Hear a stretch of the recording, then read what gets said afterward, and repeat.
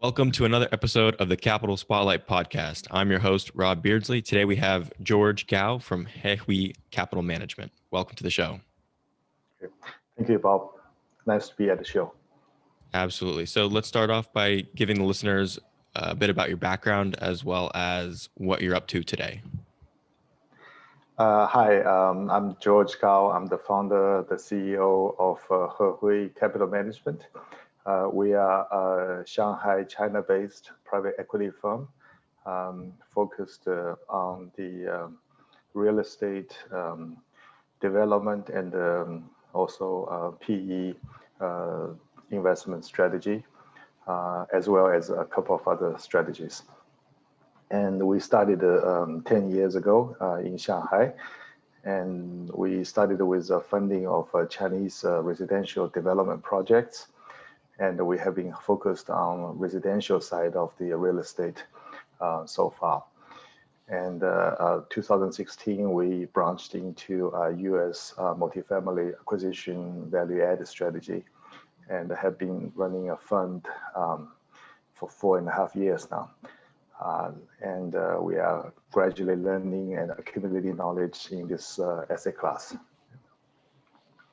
Got it. So you mentioned you started with assets in China and then you branched out to the US and you mentioned a few funds. Are you investing out of one fund across the different strategies, or do you have separate funds set up for the different strategies?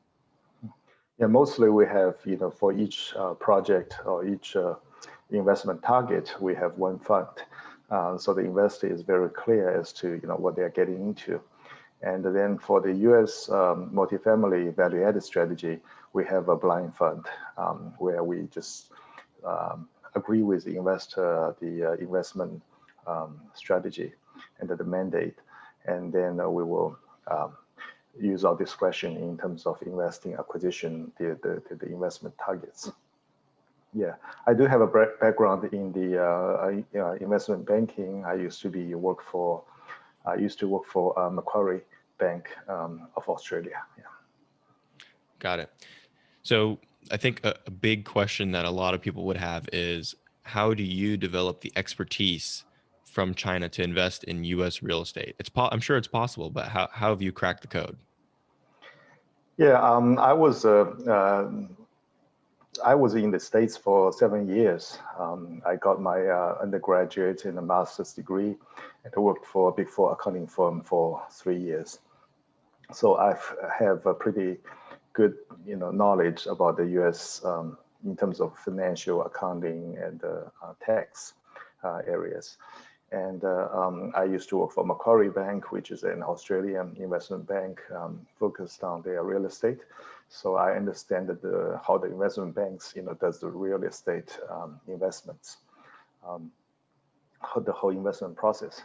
So it's easy to transport this knowledge and educational background and put them together to navigate the investment in this asset.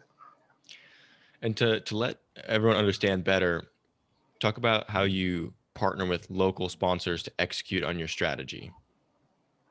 Yeah, it was by accident. Our current sponsor, they traveled over to China, and I was, in a meeting with a friend, and then so we just, together we went to the conference, went to the meeting with the sponsor, and they introduced to us some ideas about, the projects they're involved with.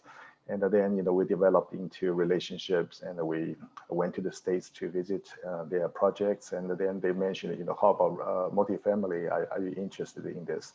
And it sounds good to me. So we went to see the assets and looked at their models and started to go from there. Yeah.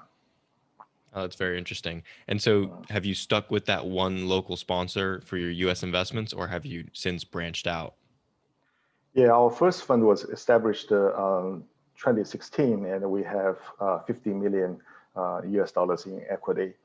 And we work with 3 sponsors and 4 assets. And 3 assets was from this one original, the first sponsor.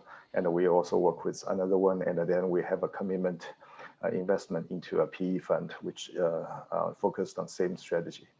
and they diversify into about like 30 assets or whatever. Yeah. Oh, wow. Interesting.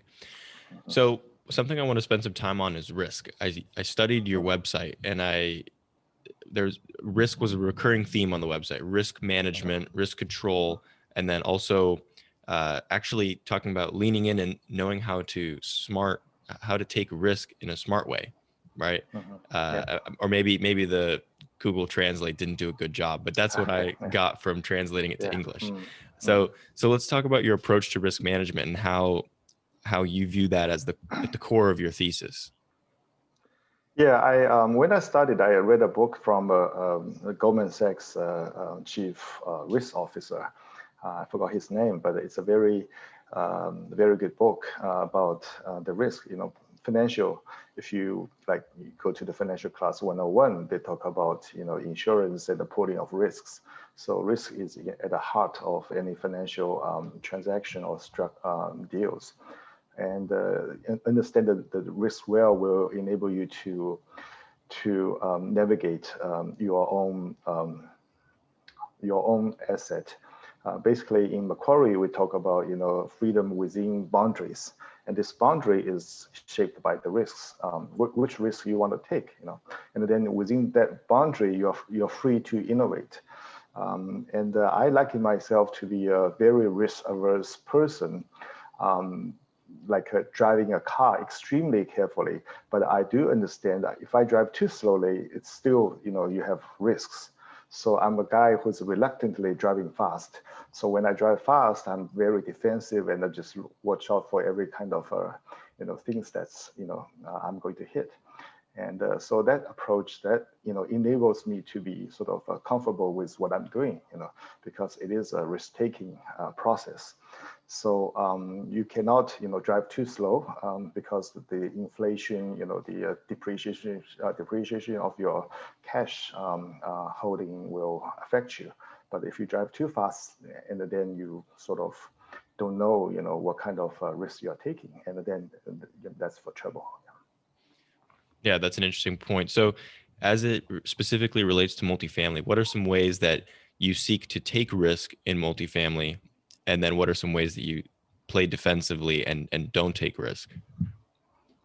Yeah, I think, residential is very easy to do the desktop due diligence. You look at the population, you look at the jobs, and then you look at the age groups and people's consumption, residential, housing consumption preferences, and all these things. So this is important for us to understand the kind of demand and supply in the market. That's one risk factor. And then there are, other risk factors such as, the occupancy, the rent growth rate, and then go down there, you have collection problem, which is right now. And our approach has been, mainly focused on a generic asset class. I would call it, not too old, not too new. We don't do like 70s, and we don't do like 2010s, and not too far, not too close. We don't do like downtown high rise. We don't do very far away from the city town. We do like suburbs, and not too big, not too small. We don't do like below 100 units, and we don't do above like 400 or 450, 500 units. And we try to be, stay within the asset class that's preferred by the institutional investors. So, when we exit, there are plenty of liquidity to exit. And we also, be careful about, the demographics, where people are migrating, and which state has lower income tax and more sort of have, more sensible policy towards landlord. And so all these things, I think, paid off. We also don't do like student housing. We don't do senior housing. We just do a market rate, generic property, without government subsidy. And all these things paid off during the financial, during the pandemic. I think, still with a Class B play, you get a more demand while you get people move out because of the job loss, but you also have the people move in from the Class A renters potentially, and also you have the move-ins from the downtown high-rise renters, and all these things sort of keep the Class B going while things are sort of stressful. And so that's the kind of risk, we realize, just judging by our occupancy, by rent growth, by even collection, we are just doing fine throughout the amazingly fine, throughout this pandemic. And these are, we're glad, we sort of just take the middle of the road approach without taking too much risk involved. Yeah, I think that's a great strategy. And I think it's similar to our strategy. Sometimes we deviate from that by taking a little more risk by buying further out, more secondary, tertiary, or we'll take more risk via the business plan where we'll buy something that is high vacancy or has deferred maintenance and things like that. Yeah. And then another way to take risk is through capital structure, right? Through high leverage. Leverage, yeah. Yeah, exactly. So talk about risk taking and risk mitigation in both the business plan and in leverage. Yeah. Yeah. Well, in terms of the financial capital structure of the deal, we, of course, with, we are chasing for IRR, so, we cannot afford to have lower leverage. And we also, judging by the way these lenders underwrite the deals, they are not sort of crazy, like subprime crazy, in terms of lending to us. So this makes me comfortable. And also, yeah, so we are not too aggressive about the structure, but we take some aggressiveness. We in the fund structure side, we do preferred and the subordinated tranche. We have some people taking the rental income, the cash on cash, and as dividends, and some other people just defer this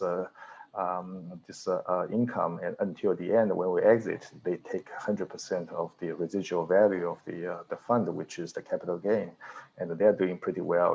We realize like 16% IRR after our fees and the U.S. tax. So these are the capital structure wise. In terms of fund structure, we have some structure over there, but in terms of acquisitions, we just don't push it too hard. And just in order to make the pro forma work, that's probably not a good way to go. Yeah. Right. That's one of the biggest ways to get into trouble. Absolutely. So that's really interesting. So you have essentially some bifurcation at the fund level. So at the asset level, you have a simple capital structure comprised of debt and equity. But then when those cash flows flow to the fund, you have fund investors that are either investing for cash flow or for appreciation. And that's very similar. I'm not sure if you're familiar. In the US, a lot of syndications are being set up with this dual class or this dual tranche with the A and B. So it's very similar, just on a deal by deal basis rather than at the fund level. It's a very interesting take. And so break it down a bit more. What's the percentage of investors for cash flow versus capital gain? And what do you think is the right approach moving forward, we'll say? Yeah, the cash flow investors, we started with like 3-1, versus the equity holder with the capital gain shareholders of the fund. We started with 3-1, and then gradually, as we get more cash flow or as we exit from the assets, currently we are like 1-1, with 2 assets left in our fund, and which provides a lot of cushion to those dividend receiving investors. And it does worry me because this renders the fund not so sort of not so defensive against any downturns or whatever, but this is what seems to be preferred by the Chinese investors, who are some are very conservative, some are more sort of looking for returns, and it's a good structure so far in this environment. Maybe going forward, we would just be working with investors who are more sort of taking the lower cash on cash and be able to hold for longer term. Yeah. Yeah. So let's stay on the fund topic.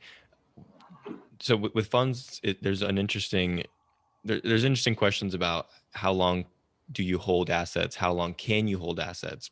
What if there's a downturn? Are you able to hold for longer and things like that? A lot of people worry about funds in terms of having a set time to wind it down and things like that. So, please discuss just some of the terms of the fund that allow you to operate and actually execute on your strategy. Yeah, this is basically a value-added strategy. So it takes like 12 to 18 months for you to do the renovations to the interior renovations to the units, and then to turn over your rent roll, and then exit. Of course, what we find is over the past 4 years, although the market is very good, but still, for our particular projects, the kind of a renovation and the rent premium we are able to get out of the renovation is kind of struggle a little bit, because with a fast $130 premium or whatever, the market probably won't take it. While over steadily, over a longer term, they can the rest of the classic units can get a higher growth, rent growth by themselves. Yeah, so this kind of environment enable us to put some break on the renovations, and that's for sure. Different market has different capabilities in terms of accepting your renovation units. Yeah. So what was the question again? Sorry. Well, I guess we'll talk about more at the asset level. What's the typical hold period? You mentioned that you Okay. Yeah. stabilize Okay. an Yeah. asset in 18 Sure. months. Yes. Yeah. Yeah. So sometimes we just have to, halt the renovation program, and then, while we wait for the market to recover, and then in terms of, exiting, I think, leaving some, meat on the bone is a good thing, right? So so it works for us, and actually, if you have a play there, and then the market will give you some credit for leaving where the future buyer will actually dig a hole on the ground and, and jump in it, if you have meat on the bone. So this doesn't affect us in terms of exiting. Right now, what's the hindrance for our exiting is we have a lot of prepayment penalties on our senior loan, right? Because of the treasuries, being low, and the prepayment penalty suddenly becomes very prohibitive. It's almost like 8% or 9% of the entire asset value. So we are sort of holding on to the assets, and then just wait for the treasury to come back again, to reduce the prepayment penalty. And so we don't find it very difficult to extract a return. However, to fully realize the potential of one asset or two, then we just have to look at the entire demographics or the submarket, and some assets are just doing very fantastically, and they will do fantastically going forward. So you are leaving not only meat on the bone, probably you are leaving some gold on the bone, and that's a pity for the operator. We like to hold on to our assets. Yeah. Interesting. So I love that you said leaving meat on the bone for the future buyer. A lot of people talk about that, but I think actually thinking about it ahead of time, even before you acquire the asset, is wise. So, for example, most of the time when people look at a business plan, or they look at an acquisition, they project out renovating every single unit and raising rents on every single unit, which maybe there are other ways to add value, but that essentially would take all the meat off the bone. So how are you looking at an acquisition, going into it thinking, okay, I need to leave meat on the bone? Should I only renovate 80% of the units, 50% of the units? How do you think about that going even pre-acquisition? Yeah, of course, we have these models, and then, we have Some of the acquisitions, we have our sponsor who just will leave like 25% of the units unrenovated. They're not so convinced that the market is strong enough to take up all the units renovated, and we are fine with that, because effectively, people are growing to love this strategy, the value-added strategy, and some people just, will kill for the for having a property with the kind of the strategy in the right market. And so sometimes it's a bias, it's the seller's market then upon your exit. So if you have some units not unrenovated, people will pay like, already $60 on the rental increase, for you. And effectively the buyer will dig a hole in the ground and say, I will jump into the hole, just in order to get hold of the asset. And then I will do the renovation and, pull myself out of it. So you are effectively doing nothing, but you are sharing, some of the upside to the buyer. And that's how strong this market is. So I am very fine with, not doing the 100% of the renovations, why you can earn the money without the sweat, why do you want to sweat, Yeah, I think you explained that very well. And it is really interesting to see, and it speaks to the demand skew towards value add rather than just stabilized core plus or cash flowing assets, right? So it's like you said perfectly, the cap rate at which you can sell at when you exit is compressed when you leave meat on the bone.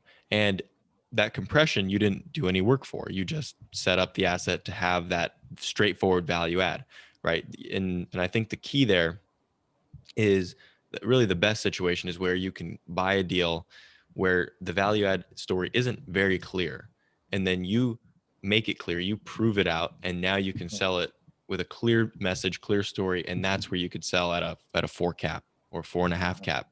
And like you said, buyer will jump into a hole just so that they can buy that 4 cap, do all this work to renovate the asset, and then end up at a 5.5 cap. Whereas they could have just started out and went and bought a 5.5 cap to start, or maybe a little lower than that. So it's interesting to see. It's a very powerful force in the market right now.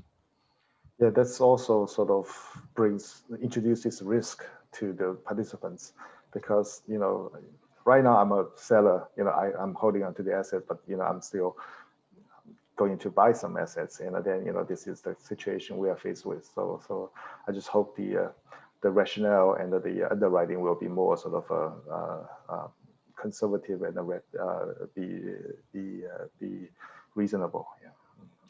Yeah, like you said, it benefits you tremendously on the sell side, assuming you can exit. But on the buy side, you have that thing The that's same wonderful. logic go against you. Yeah, you're Exactly. So competing with a whole bunch of people who's willing to just like dig a hole on the ground. Yeah. exactly. So what are some ways that you combat that on the acquisition side? What are some strategies, ways that you're trying to be unique so that you can actually find value and avoid the crazy valuations?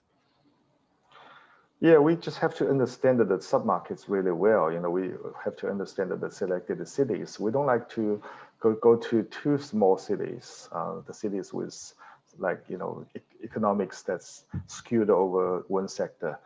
So we want to stay with cities with like 2 million population and up, like, Atlanta, Austin, Phoenix, Dallas, that kind of cities. And then we like to understand the neighborhoods. We will avoid the regions where there's a lot of supply. Because the supply and demand is always not good if you're investing in real estate, if there's a lot of supplies. So with a very dried up supply, then you look at the schools, the school ratings, the transportation, the jobs, the amenities, the shopping centers, and all these things. If these things are checked off, then that means that area is pretty good for investment. And if there's a rapid growth in past 2 or 3 years of growth in rent, that further proves it. These things are fundamentally driving the value of the assets, rather than just doing an active operation yourself. Effectively the city's development, or will take care of your value add, and that's you're already in a boat that's going up in value, and then if you good operator, it doesn't take too much operator skill in order to get the rent premium after the renovation. That's just icing on the cake. So even for those markets, you are willing to pay a premium because the market is strong and the risk is lower. Yeah, that makes sense. So that's an interesting take on it. Basically, so we know that pretty much everywhere you look, if you're looking for value add, it's very competitive and the prices are very high. So rather than trying to focus on necessarily finding a bargain, because those are very difficult to find, you take the approach in the opposite way and you say, well, I understand that everything's expensive, so let me find what's actually worth paying for by the strength of the market and the potential growth of that asset. I think that makes a lot of sense. Yeah. So let me just see what other questions I have. One question I have here is taking a step back and really looking at macroeconomics. I think it's interesting. You're coming from China. You have a different perspective, a unique view. So would love to hear if you have any unique insights or your thoughts on U.S. economics and where you think we might be headed. We recently had the results of the Georgia Senate runoff elections, and there's gonna be stimulus on the way. And so how do you take in all that information and synthesize it into a thesis? Yeah, since the pandemic, well, in China we had 2 months of staying at home, earlier last year, and I started to read the books about the U.S. Economy, and went all the way back to when the Federal Reserve was established, and even before that, and then read a book about Keynes, John Maynard Keynes, and read a few books about other economists, Minsky, and just realize, if you invest in an asset, you are really sort of standing on a moving train, and you want to understand this train of macro economy, and then gradually you sort of figure out, where the train is going, and this is tremendously important, because, well, that's also a risk management, I guess. In China, there's a saying that in order to be wealthy, you have to take risk. And so I think, there's the U.S. economy, U.S. society, and people are extremely dynamic and vibrant in terms of innovation, in terms of the scientific research, in terms of the all the elements of good enterprise that come together to make it to fruition. I think it's really, don't discount any of the dynamics of this. And in the past, during the after the World War II, there was a period of the U.S. was going to high debt to GDP, and then the economy just grows, and it doesn't become a problem. And right now, still the U.S. has a lot of debt, and the GDP growth is sluggish or whatever. And then, but still, if you look at the Tesla, it's like, big phenomena right now. But 10 years ago, where's Tesla? And in 10 years in the future, I think, somebody will overtake Tesla. And then I have this theory of, every 10 years, you add 2 zeros to anything you read in the news.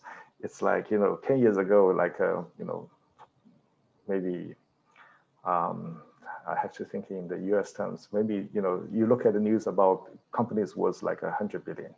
And right now, you read about the companies was like a trillion, okay, or something like that, So in the future, there's a lot of innovation, a lot of new things being developed, and the economy will grow more efficient, and the people will be enjoying more about almost everything except for like healthcare, education and the rent.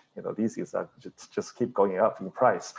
I don't know, maybe rent in the future will be shooting down. I don't know when, you have nobody to, you have those driverless cars, can take you to anywhere, and then you don't mind living in a very remote outskirt of the town.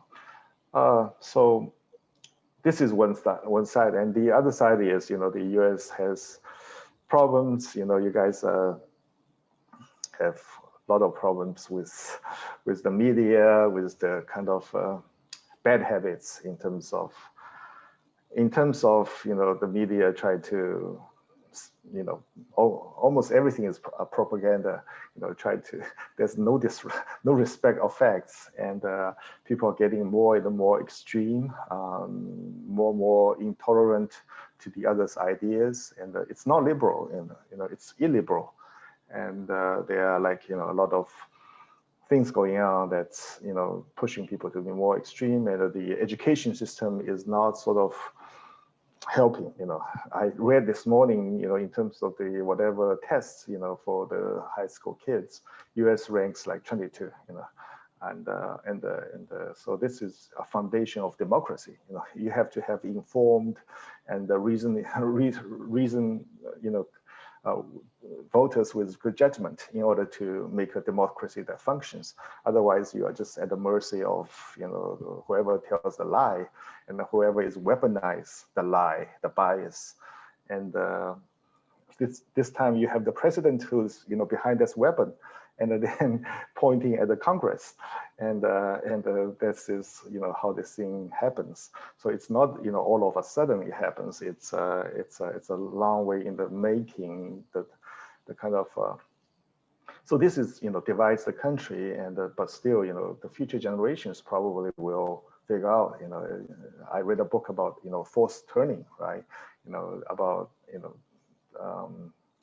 every 80 years there's a turning, and dividing into 4 turnings, and this guy invented the words like millennials or Gen X or baby boomers or silent. So all these things, you have to take it philosophically, and I think US is a great nation with a lot of strength and power. The judicial system is awesome, is wonderful, and the economy, the financial system is also pretty good. And this is like everything in the world, has good side and a bad side. China has plenty of bad side.